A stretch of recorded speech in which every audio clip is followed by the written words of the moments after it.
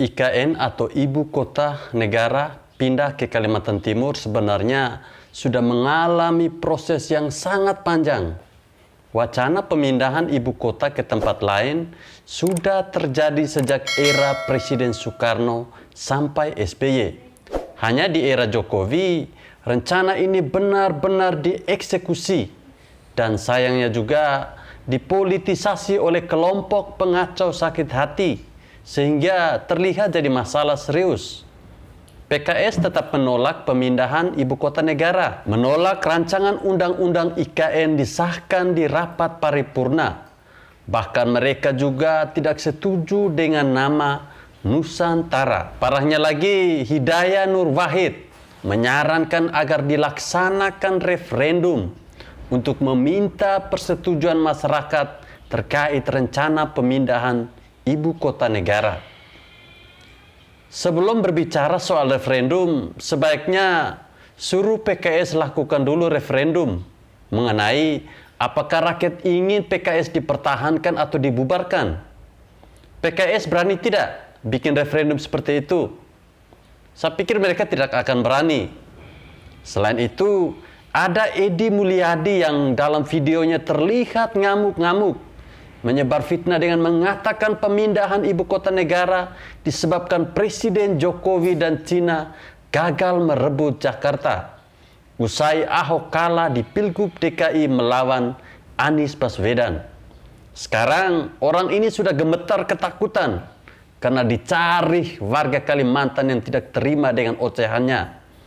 Dan penolakan terbaru datang dari Din Samsudin yang bahkan berencana menggugat undang-undang IKN ke Mahkamah Konstitusi. Gugatan itu akan dilayangkan jika undang-undang sudah resmi dinomorkan. Din Samsudin bilang bukan cuma dia yang akan menggugat, ada juga beberapa pihak lain yang bergabung, tapi tidak dijelaskan siapa saja pihak yang dimaksud. Kesimpulannya apa?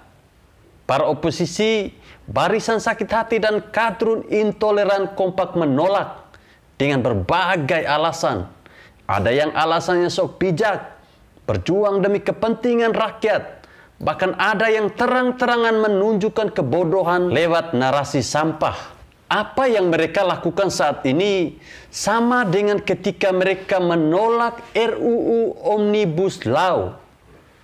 Terjadi pengerahan massa, demo yang tidak jelas hingga rusuh. Banyak yang tertangkap dan ternyata masa bayaran. Melihat pola yang mirip, ada kemungkinan isu pemindahan ibu kota negara ini akan terus digoreng dengan masif. Sebenarnya ada alasan lain kenapa pemindahan ibu kota negara ini sangat mengguncang jantung kelompok sebelah. Ini semua karena lahan bahasa politik dan bisnis nasi bungkus yang selama ini terlalu menggiurkan. Selama ini kita tahu kalau demo selalu dilakukan kelompok yang itu-itu saja. Apapun isunya, tetap yang demo adalah orang yang sama. Gerombolan spesialis segala urusan. Apapun juga diributkan, asalkan ada logistik dan nasi bungkus gratis. Demo ini juga berkaitan dengan tekanan politik. Ini digunakan oleh kelompok sebelah sebagai ajang show of power politik, serta menekan pemerintah jika demonya bisa sangat masif. Jika ibu kota negara pindah ke Kalimantan, elit politik sebelah mau pakai apa untuk menekan pemerintah? Tidak ada ceritanya bebas demo di sana, seenak kakek moyangnya. Nusantara akan jadi kota yang steril. Jadi kelompok sebelah terancam kehilangan satu senjata kuat yang biasanya mereka pakai untuk kepentingan politik. Dan yang paling kasihan adalah kadrun yang sering ngarepin nasi bungkus gratis. Sudahlah dianggap pengangguran, demo demi sesuap nasi bungkus, malah terancam tidak dapat nasi bungkus gratis selamanya. Kalau pemerintah cabut ke Kalimantan, kadrun ini mau demo kemana lagi? Ke Kalimantan. Memangnya punya duit terbang ke sana? Makan saja ngarepin nasi bungkus. Bohir mau sponsorin pun bakal pusing. terbangin puluhan ribu pasukan ke sana. Kalaupun bisa ke Kalimantan, mereka bakal menciut karena termasuk wilayah asing. Kelompok mereka jadi minoritas, berani bikin gaduh. Kemungkinan besar mereka akan dijadikan kayak peyek. Harusnya mereka renungi kejadian di mana Tengku Zulkarnain yang belum sempat menginjakkan kaki di Bandara Sintang, Kalimantan Barat, sudah dihadang dan disuruh pulang balik. Ada satu opsi murah meriah, yaitu naik sampan ke Kalimantan, dayung sendiri.